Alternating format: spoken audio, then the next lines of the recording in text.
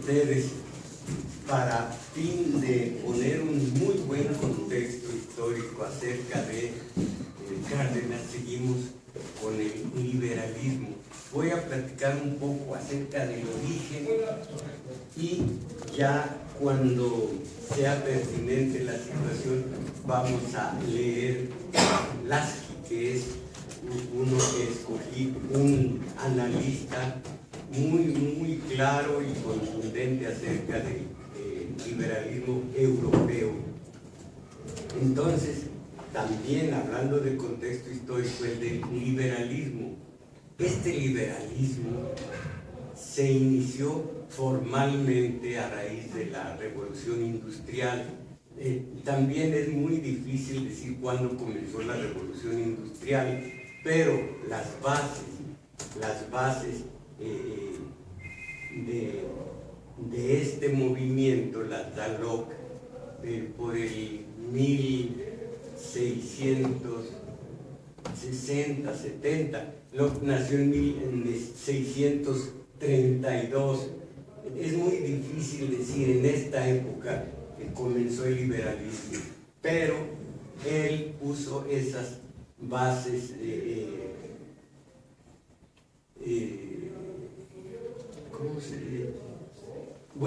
bases ideológicas del liberalismo contra Hobbes, que ahorita vamos a hablar de ellos dos. Entonces, la revolución industrial, la nueva ideología de los burgueses, que vamos a ver ahorita también en qué momento histórico aparecieron. La revolución industrial,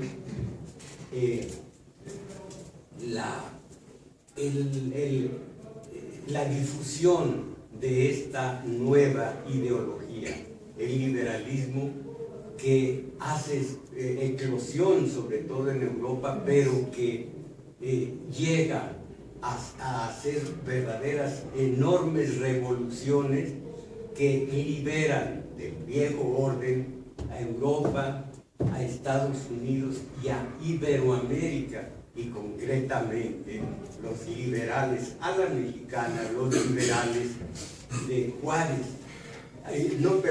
desde antes los liberales a la manera de Miguel Hidalgo, que leía y conocía el enciclopedismo.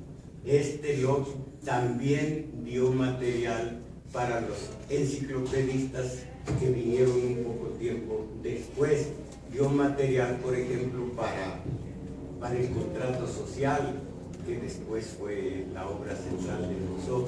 Entonces, las revoluciones liberaron pueblos de Europa, de Estados Unidos y de Iberoamérica.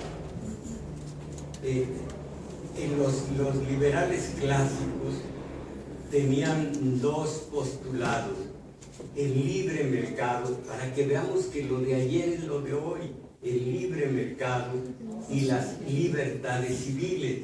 Eso era lo básico en estos liberales clásicos. Ese liberalismo duró hasta la Primera Guerra Mundial y la depresión de 1929, cuando los liberales acuñaron, o más bien siguieron una influencia de mediados del siglo XIX en Inglaterra, que así como hicieron la socialdemocracia, hicieron el socialliberalismo, que consistió en que, estando devastada Europa por la Primera Guerra Mundial y la Gran Depresión del 29, le pidieron al Estado que fuera activo en arreglar el mundo, y ya que lo hizo el Estado, volvieron a dejarlo en calidad solo de árbitro de explotador y el explotado, el industrial y su trabajador, y volvió el liberalismo después, ya con la figura de la democracia social, que es la que priva hoy, la democracia social, que es la democracia liberal, que busca primero apego a la Constitución, segundo voto libre y justo, votación donde hay libertad y donde hay justicia o justeza, vamos a decir justicia, una sociedad pluralista, y finalmente el respeto a los derechos humanos y el libre mercado, respeto a la propiedad, todo lo que priva el día de hoy, una continuación del liberalismo. Solo que ustedes saben, en 1944, 44 jefes de Estado y de gobierno se reunieron en Estados Unidos, ¿cómo se llama? Bretton Woods, y establecieron el nuevo orden mundial, y ahí establecieron todos los liberales, establecieron el agio internacional con el Banco Mundial, con el Monetario Internacional, y un nuevo orden mundial que ha ido cambiando de nombre. Ahora es el Consenso de Washington, el neoliberalismo, el globalismo, la globalidad, todo dentro de la misma ideología liberal. Esto es el nacimiento del liberalismo. Vamos a ver, a poner en su momento a Locke como a Hobbes, pero hay que remitirse al principio del liberalismo, con también el principio de los burgueses, de la burguesía. Es la antigüedad que vimos aquí, que comienza, aquí lo platicamos, comienza con las primeras manifestaciones escritas, la escritura cuneiforme, hasta la caída del Imperio Romano de Occidente. El Imperio Romano de Oriente duró un siglo. El de Occidente cayó en 1476, el de Oriente en 1453, más o menos un siglo, que es lo que abarcó la época antigua y la época, la Edad Media. Entonces, el Imperio Romano de Occidente cae en el 476, se divide, se fracciona en muchos reinos que conforman el feudalismo, reinos que ya no puede controlar el centro, ya el imperio se convierte en la época feudal. El imperio, antes de caer, había perseguido de manera encarnizada a una nueva secta extraña que se llamaba el cristianismo. Produjo tantos mártires el cristianismo. El cristianismo se basaba y estaba fuerte con los pobres y con los esclavos, que en el imperio roto de Occidente era la mayoría de la gente. Entonces Constantino concretamente vio que allí estaba la fortaleza, en todo el pobrerío, en todos los esclavos, con esa nueva secta más bien, y la convirtió en la religión oficial. 317 más o menos, la Iglesia Católica nació ahí. Teodosio, a fines de ese siglo, en dos fechas históricas, prácticamente al terminar el siglo, convirtió, más bien dio ya patente a la Iglesia Católica, no al cristianismo, ya era la Iglesia Católica. Se hubiera fraccionado Europa en tantísimos reinos pequeños de no haber sido por un aglutinante el cristianismo, en este caso la religión católica, fue lo único que siguió atando a todo lo que fue el Imperio Romano y lo mantuvo en una unidad, la Iglesia Católica.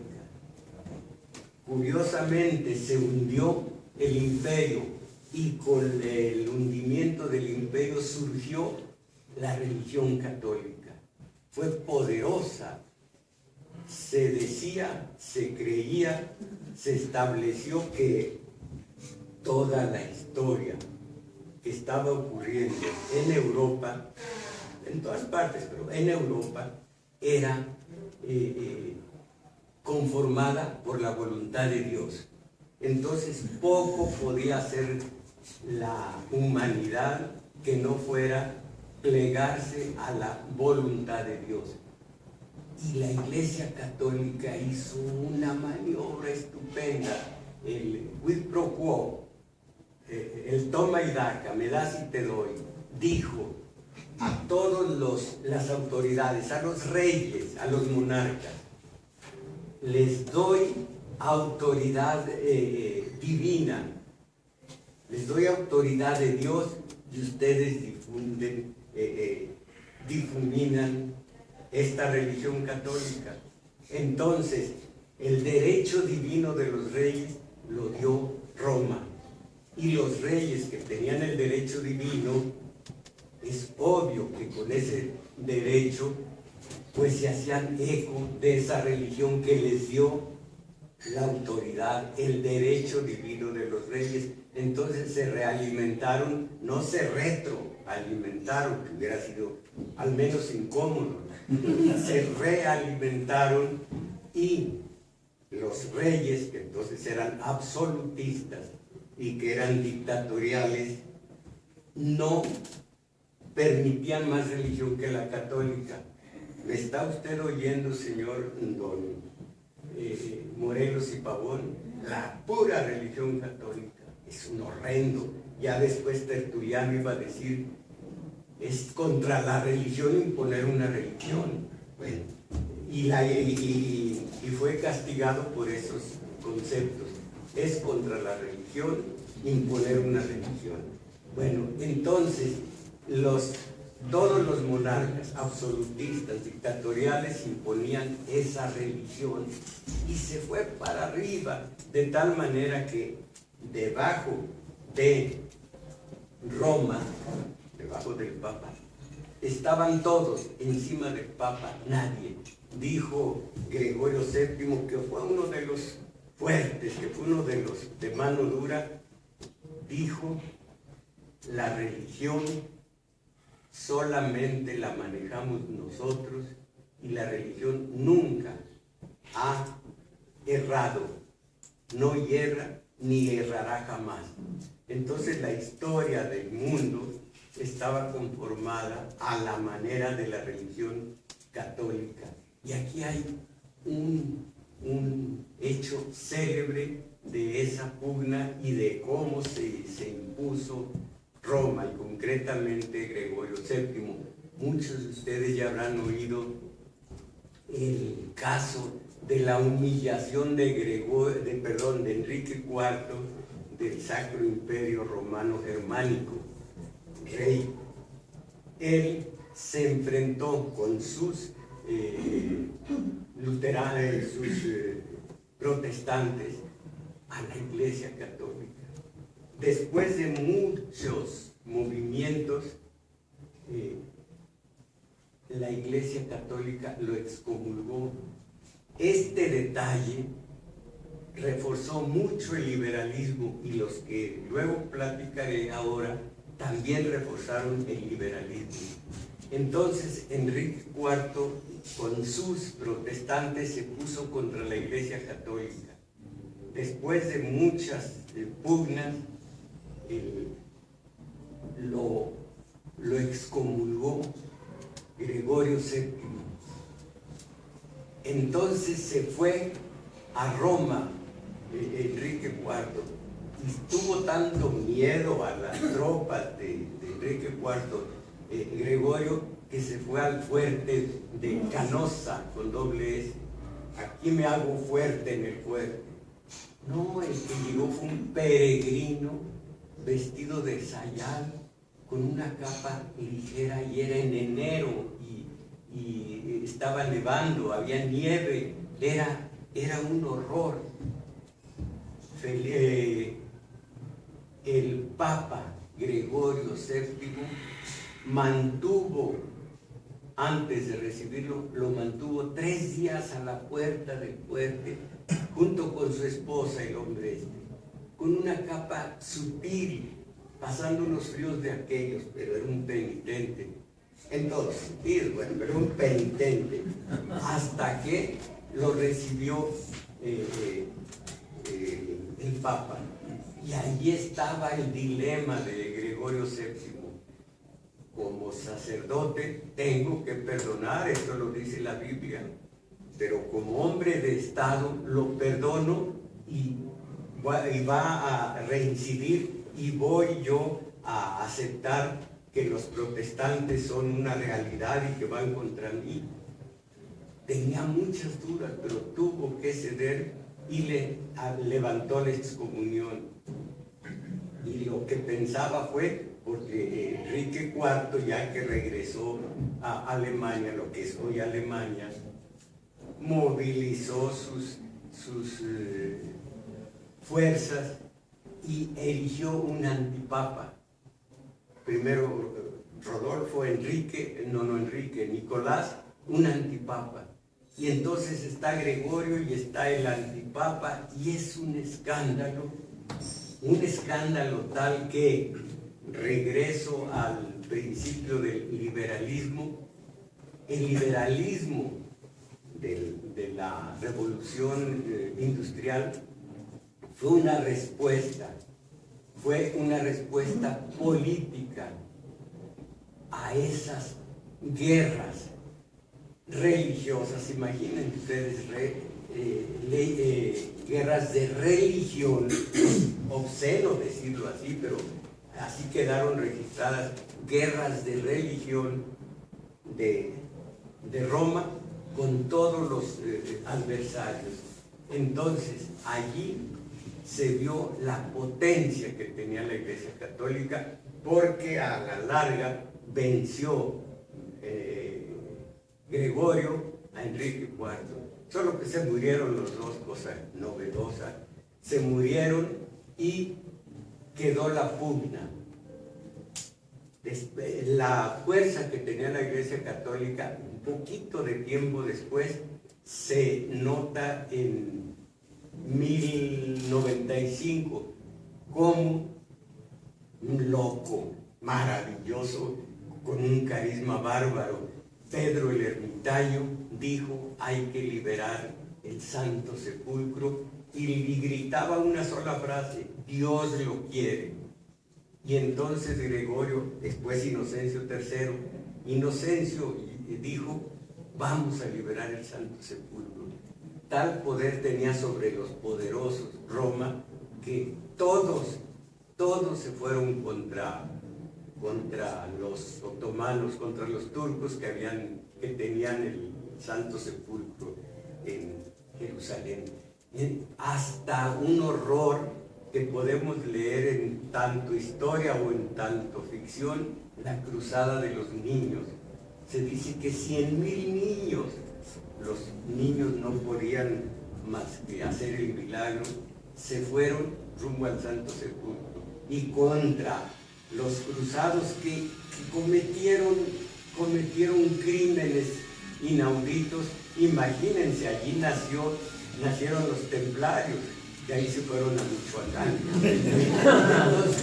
Los templarios, porque desde los templos auxiliaban a los peregrinos, a los cruzados, y de tal manera fueron evolucionando que se volvieron muy ricos y tenían unas armas poderosísimas. Entonces los niños desarmados y demás se fueron muriendo en el camino, y se dice que ni siquiera se supo cuál fue el destino. Muchos quedaron pequeños esclavos y demás. La fuerza que tenía la Iglesia Católica para decirle a los poderosos de Europa: vamos contra el Santo Sepulcro. 6, 7 o más cruzadas, porque difícilmente se pueden contar. A veces tenían un cuerpo de expedicionarios y a veces iba cada quien por su lado.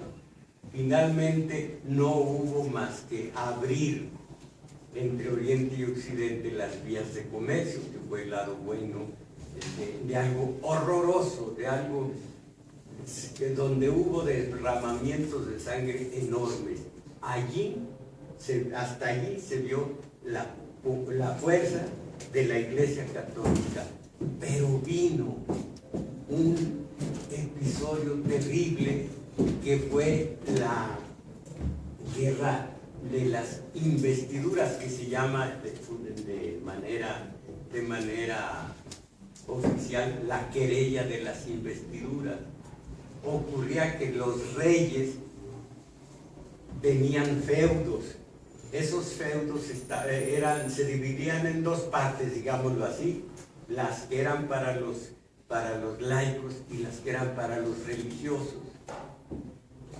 Para fin de dar un trozo de tierra a un religioso, ellos primero lo hacían religioso, lo investían cura y luego le daban ese trozo de tierra que estaba supeditado al castellano. En España eran señoríos, acá eran feudos. Entonces ellos investían a curas, a obispos y al último, ya cuando la guerra, hasta a papas, antipapas. Entonces fue cuando llegó al trono de Pedro, Gregorio VII, y vio ese desorden. ¿Cuántos curas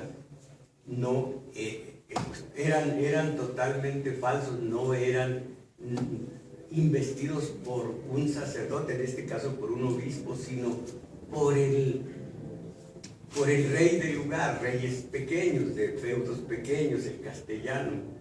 Eso no estaba bien, y claro que no lo estaba según la Iglesia Católica. Y él emitió unas bulas de 20 y tantos ordenamientos, que eso se debería terminar. Allí llegó la guerra de 30 años, perdón, todavía llegó con la reforma y la contrarreforma. Allí hubo guerras, pero muchos enfrentamientos de los reyes que seguían invistiendo laicos, convirtiéndolos en sacerdotes y dándoles un trozo de tierra, y luego que dieran su parte de alcabala, y que cuando la guerra ayudaran. Y Gregorio VII, que sí era enérgico, de tal manera fue la guerra que perdió la Iglesia Católica muchísimos fieles, muchos. Allí fue el primer derrumbe de la Iglesia Católica, en la querella de las investiduras.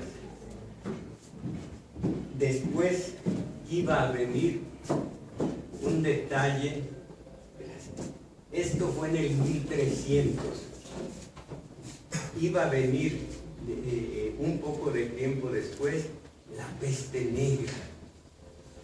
Terrible. Nunca ha habido una pandemia como esa de fuerte, que mató a la tercera parte de Europa. Unos dicen que unos 20 millones, otros dicen que 25, la tercera parte de Europa. Entonces, los católicos se indignaban, empezaron a decir, bueno, y el poder de la Iglesia, el poder de Dios a través de la Iglesia, ¿por qué no suspende esta carnicería? Y la Iglesia se vio inerme, estuvo desarmada ante semejante atrocidad. Muertes y muertes a lo largo de Europa. Allí, entre paréntesis, huyendo de la peste, Boccaccio y otros escritores se pusieron a escribir, y se supone que cada escritor dijo un detalle de lo que después sería el Decamerón, ya lo habrán leído ustedes, de Boccaccio huyendo de ese horror y se salvó. Entonces perdió muchísimos fieles la Iglesia Católica cuando la peste negra y antes cuando la guerra de las investiduras. En esos dos hechos muy significativos quedó en bancarrota la Iglesia Católica, de tal manera que después de la peste negra se levantaron muchas algaradas campesinas y allí 1354 creo, 1350, perdón, empezó la peste negra mucho tiempo, pero tuvo unos 6-7 años en su culminación, en donde más gente murió en ese pico de la pandemia. Allí se levantaron los campesinos protestando contra la Iglesia Católica y que no hacía nada ante Dios, y aparecieron unos raros, unos extraños grupos de pequeños propietarios y de pequeños negociantes que habían sido artesanos. ¿Quién les hizo caso?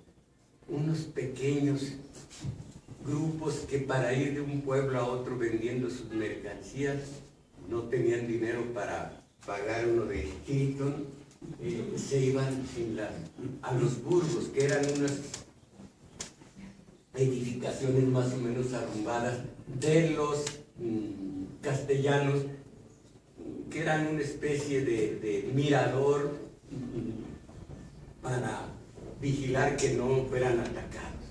Allí estos se refugiaban en su tránsito de un pueblo a otro, y de burlas les dijeron burgueses, porque se refugiaban en Burgos. Ellos tomaron la palabra, dignificándola, sublimándola, y dijeron somos burgueses. 1350 y tantos, es tonto dar una fecha, pero nomás para darnos una idea, surge ese pequeño grupo sobre todo de pequeños propietarios, que posteriormente iban a ser los burgueses, que tiempo después iban a ser alimentados con las teorías de Locke, y que en la Revolución Francesa, que es para la culminación de este ciclo, la Revolución Francesa que marcó el ritmo de la vida moderna en todo el mundo. Antes de la Revolución Francesa, la independencia de Estados Unidos. Bueno, entonces, aquí, en la guerra de la Iglesia Católica fue cruel porque allí tenían un celular muy vivo, muy a la mano. ¿Cuál es? Bueno, porque de pronto, 1350, por decir algo, surgen los burgueses, la Iglesia Católica ha perdido muchísimos adeptos, y viene 50 años después, 1400, ¿sí?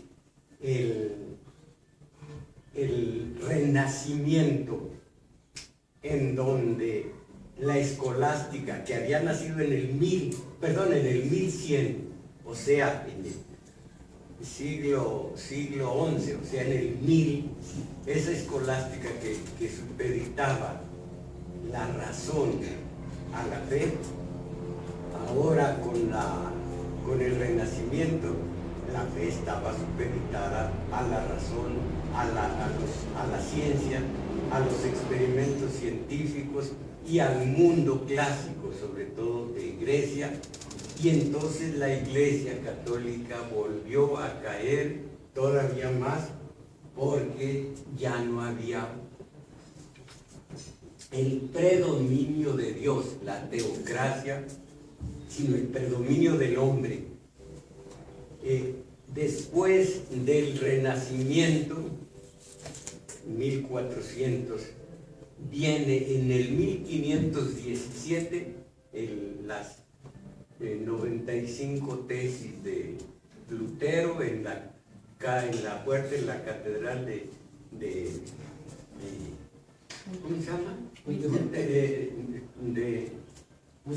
No es Gutenberg. Se me olvida. Bueno, sí es Gutenberg. No me suena bien, pero en la catedral, ahora les digo el nombre, y allí comienza la reforma. La Iglesia Católica instrumentó enseguida la contrarreforma.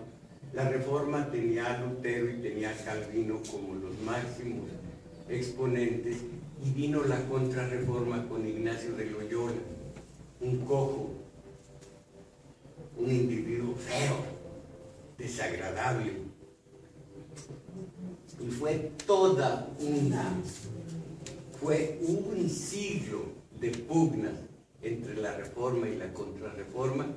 En el 618 comenzó la guerra inevitable entre los protestantes y los católicos y duró 30 años, hasta en 1648. Otra pérdida de la Iglesia Católica. Se impuso la reforma. La contrarreforma fue un fracaso absoluto. Entonces, simultáneamente, aquí hay que inscribir en el 1600 a Maquiavelo. Maravilla, aquí lo hemos estudiado. Ya saben ustedes que solo la ignorancia dice negativamente: esto es maquiavélico, este individuo es maquiavélico. Cuando se conoce a Maquiavelo, ya no se remite a lo negativo llamándole maquiavélico. Ya sabemos, razón de Estado, y que nunca dijo el fin justifica los medios, sino razones de Estado, y que él dijo separación absoluta entre lo religioso y lo laico. Entre el Estado y la Iglesia no tiene por qué haber ninguna ligazón, que no sea de conciencia. Así que allí se inscribe él y varios otros que están a favor de la monarquía absolutista y dictatorial. Y viene más o menos 1640 la Revolución Industrial. Ya sabemos todos los logros, los inventos que hicieron que la máquina hiciera la labor que antes hacían los lomos de los humanos, las máquinas. Allí hubo una pugna terrible entre muchos intelectuales. Entre ellos estaba Locke y entre ellos estaba Tomasito Hobbes.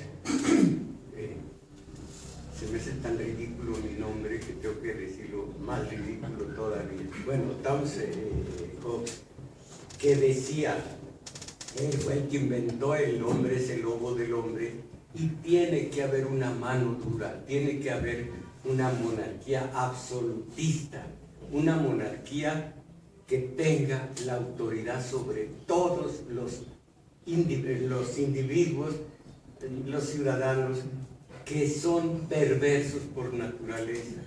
A eso le contestaba Locke que no, que la autoridad y la soberanía no debían estar en un individuo, sino en los ciudadanos. La soberanía en manos del pueblo. Y el pueblo tenía que tener un soberano, pero limitado y constitucional, y debería tener un una condición, precisamente el permiso de los ciudadanos. Esa era la condición.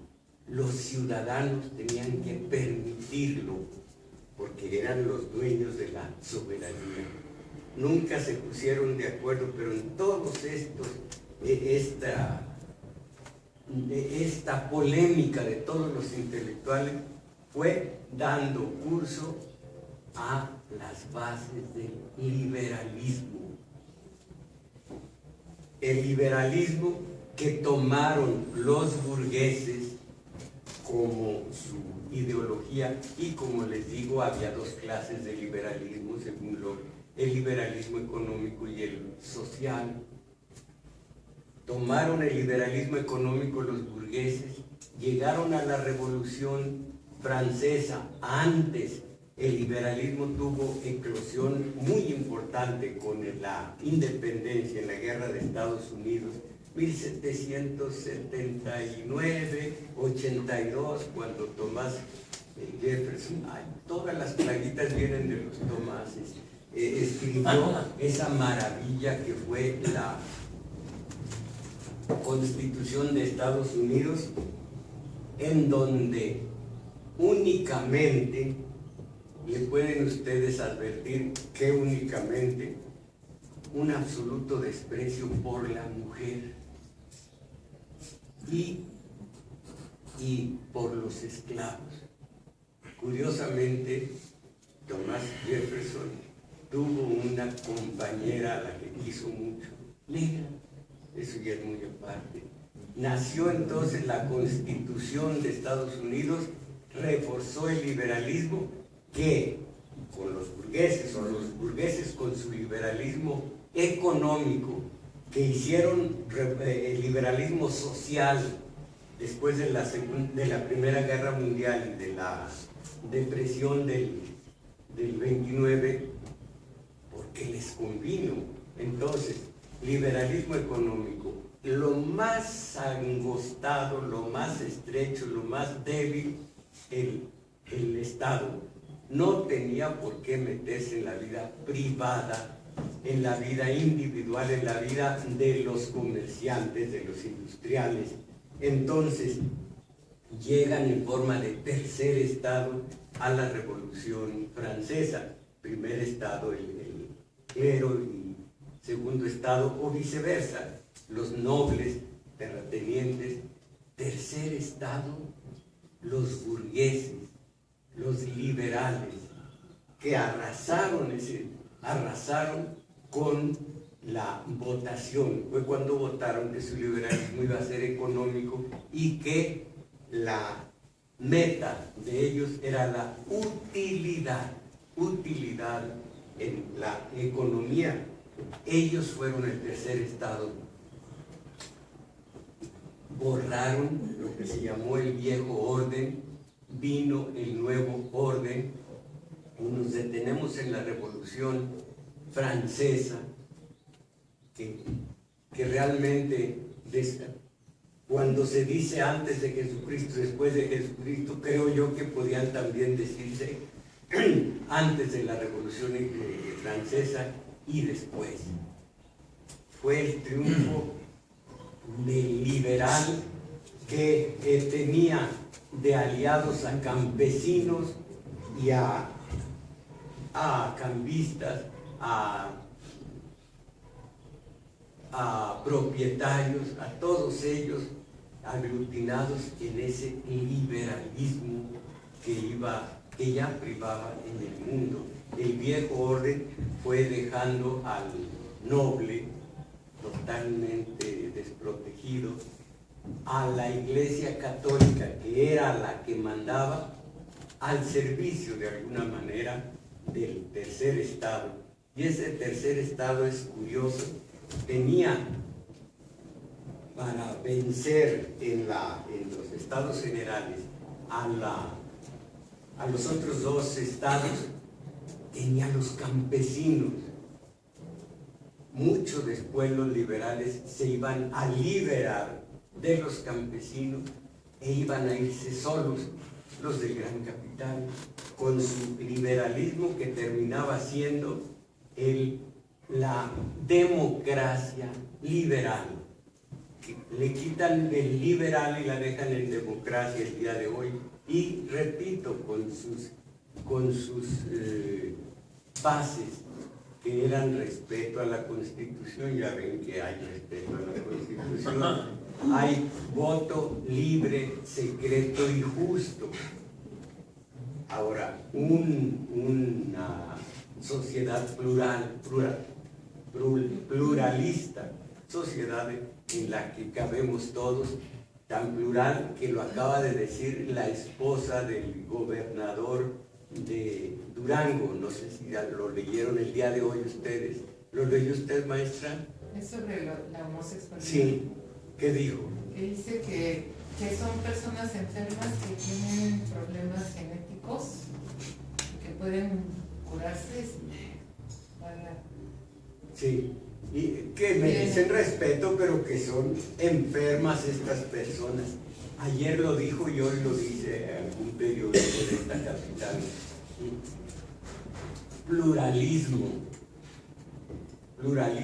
cuando hace poco hubo un desplegado en Yucatán en donde se decía: los homosexuales no son sujetos de derecho. Los sujetos de derecho somos los normales. Esos están fuera de la ley por el solo hecho de ser homosexuales. Y al propio tiempo el ombudsman de allá, el defensor de los derechos humanos, dijo a los sidosos, que es castigo de Dios, hay que tirarles a matar, de todas maneras se van a morir. El horror de la sociedad pluralista, concretamente en Durango y en Yucatán. Entonces, esto es lo que vamos a ver ya en la versión de un estudioso como Lasky de lo que es el liberalismo. Por hoy, ese es como les digo, el contexto, cómo viene la semilla del liberalismo desde la Edad Media, cómo la Iglesia Católica en cada uno de sus pleitos, los que ha ganado y los que ha perdido, refuerza el liberalismo, como su ideólogo principal fue John Locke, y cómo los burgueses saltaron a la historia tímidamente después de la peste negra, 1352, el término de la peste, 52, 54, no me acuerdo bien, y cómo ellos se aliaron a los campesinos levantiscos contra una iglesia católica que no había sido capaz de detener el horror. Todo esto, por supuesto, es el pensamiento mágico, como cuando creían firmemente que la historia del mundo estaba trazada por Dios y que muy poco podían hacer los humanos. Y como también cae en el pensamiento mágico que el derecho divino de los reyes era el que los hacía llegar de tal manera a ser absolutos y absolutistas, que es célebre Luis XIV, que dijo la frase de Luis XIV, hablando de los estados: el estado soy yo. El estado soy yo. Imaginen ustedes, él se atrevió a decirlo. Aquí, si no hubiera Washington, lo pudiera decir el tal Peña: el estado soy yo. Pero Washington es el estado mexicano por excelencia. Entonces, esto es una síntesis de lo que dicen los libros sobre el liberalismo. ¿Queda más o menos claro esto? ¿Hay alguna pregunta? o más bien, si quieren alguna respuesta, recuerden ustedes a Tito Monterroso, que era muy inteligente, muy ingenioso. Su estatura era muy pequeña y decía: soy el enano más alto de Centroamérica. Ese Tito Monterroso le gustaba mucho el protagonismo. Una reportera quedó de hacer una entrevista, pasaba el tiempo y nada de entrevista. Entonces le habla Tito a la reportera y dice: ¿qué pasó? ¿Cuándo me va usted a entrevistar? Ya tengo las respuestas. Bueno, entonces, ¿alguna respuesta de ustedes? No. Sí, no. Pareciera ser que a lo largo de la historia es una predestinación del ser humano el hecho de hacerse la guerra por el control de todos los casos de los recursos naturales, al final de cuentas, ¿no? Desde las civilizaciones originarias hasta la fecha, lo que actualmente ocurre en Ucrania, en todos lados. Leí por allí que en una de las 6, creo que son culturas, bueno, 7 con la de Caral, culturas originarias, en todas ellas los antropólogos han encontrado testimonios de armamento, que al final de cuentas se hacía en la guerra. Menos en la cultura del Valle del Indo. ¿Cree usted que en alguna ocasión el ser humano pueda utópicamente vivir en paz? Mire, les voy a contestar con dos frases, digo, dos líneas. Una, las preguntas cerradas solo propician que uno diga sí o no y ya se salvó uno. Y la segunda, tengo una cifra, pero no la tengo en mente, pero está en mi archivo, una caja de chaca-chaca, así de, yo le digo mi archivo, en donde es escalofriante ver que a lo largo de la humanidad, hasta hace unos 10 años que yo recopilé esto, la época de paz tenía 300 y tantos años. La época de guerra, todo lo demás, miles, siempre las guerras presentes. Y aún gente de la Iglesia Católica, papas y demás, las justificaban, entre comillas, porque propician los inventos, las confederaciones, y que son solo a base de la guerra, son jalones que se le dan en la historia. La guerra es una constante y la paz no lo es. En Roma ustedes saben que tenían a Juno, un dios con dos rostros, uno mirando, bueno, uno hacia el frente, otro a espaldas. ¿Cuál era la simbología? Que el ser humano debe mirar el futuro, pero después de que vio el pasado para saber hacia dónde va.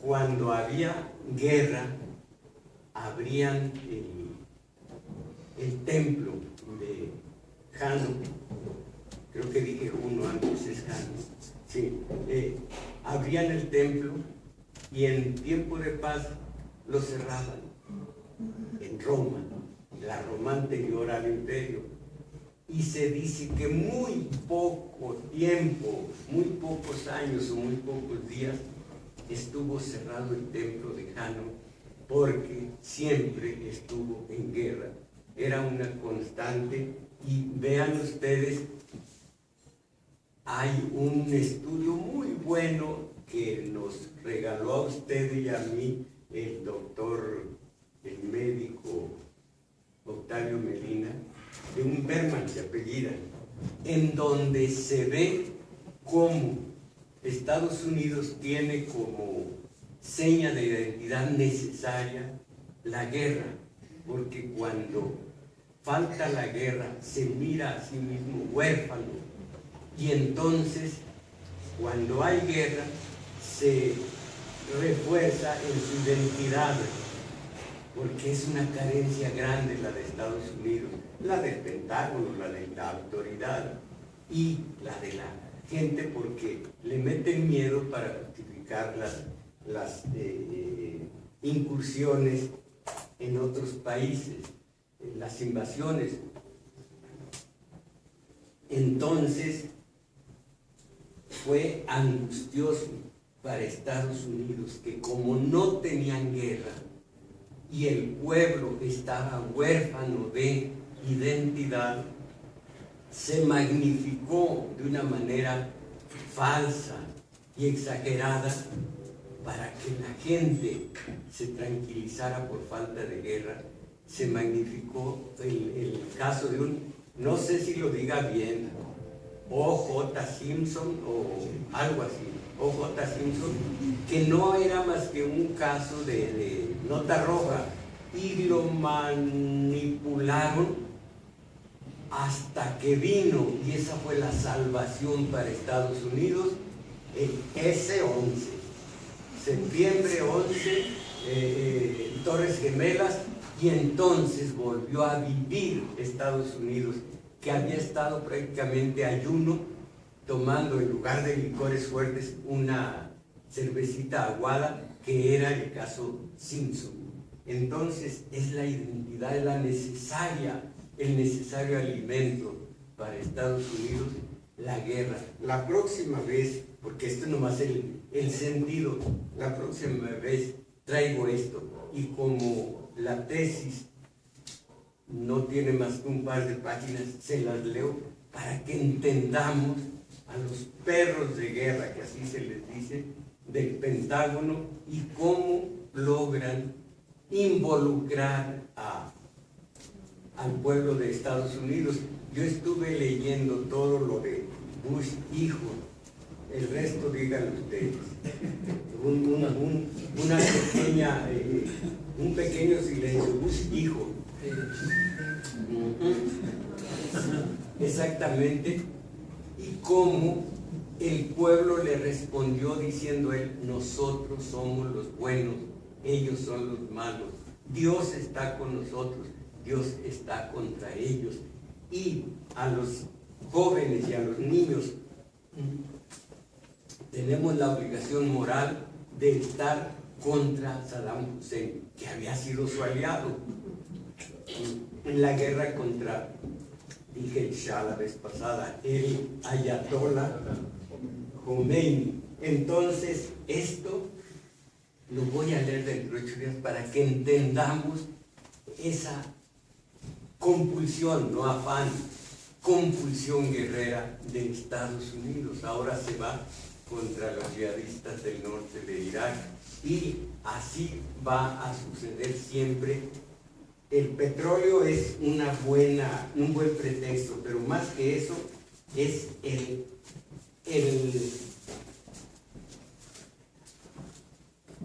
vivir de acuerdo a una identidad que no tienen muy obvia y que necesitan sentirla a base de los conflictos bélicos. Se los voy a leer y creo que es tan ilustrativa que sí. Oye, ¿cuál fue ese periodo de más de 300 años? No, no es un solo, intercambiado, y sí, no es un solo periodo. Hotel.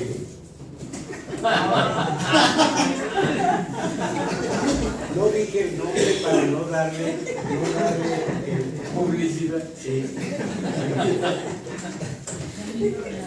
Entonces, vámonos a comer. Dentro de 8 días vemos esto. Les repito, fue muy bueno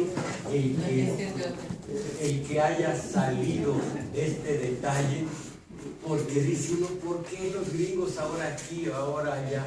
Es una compulsión, y lo vamos a ver. Ahora, ¿quién hace este estudio? Un gringo. Berman, creo que se apellida. Morris Berman. Exactamente, Morris Berman. ¿Leyó usted ese detalle de por qué no lo explica a su manera? El del La casa subterránea. No, ese es un chiste colorado. Que luego la esposa le dijo. Entonces, recuerden una cosa. Lo releo y después. Una obligación moral. Peca quien no acuda, peca contra el sexto mandamiento. O el noveno también. ¿Cuáles son? ¿Cuáles son? Noveno o décimo. No codiciarás la mujer de tu prójimo. Este horror. No fornicarás. ¿Qué es eso? Allí tiene, hablando de no fornicarás, Gregorio VII, cuando vio en la guerra, en la querella de las investiduras, dijo: y de aquí en adelante los clérigos, castidad absoluta hasta que venga mi siervo favorito, Marcial Maciel. En serio, hasta este siglo, vino 1600 y tantos, el mandato de Roma, que fue de Gregorio VII, la castidad para los clérigos. Así que la Biblia nunca lo dice, Pablo nunca lo dijo, que fue el hacedor de la Iglesia Católica, del cristianismo, digamos, antes de la Iglesia Católica. Nadie de esto lo dijo. Pablo dijo: sería deseable dos cosas: que no se casaran ustedes, y ese Pablito, que la mujer no opinara cuando habla el varón. Siempre contra la mujer, siempre contra la mujer. No sé qué les hizo la mamacita cuando eran niños. Entonces, Pablo y los siguientes, Tomás de Aquino, Agustín de Hipona, nunca hablan de esa castidad. San Agustín no salía de la zona rosa. Y después en sus confesiones dice: pues yo soy aquel. Le puso música. Entonces todos ellos no se refieren para nada a la castidad hasta que llega Gregorio VII. Entonces, hablando de castidad, pues dentro de 8 días, el sábado, vamos a estar en el Chocán 34, y la encargada de todo esto es la maestra, y ya usted hará lo suyo, ya en eso no me meto. Vámonos a comer y muchas gracias. Gracias.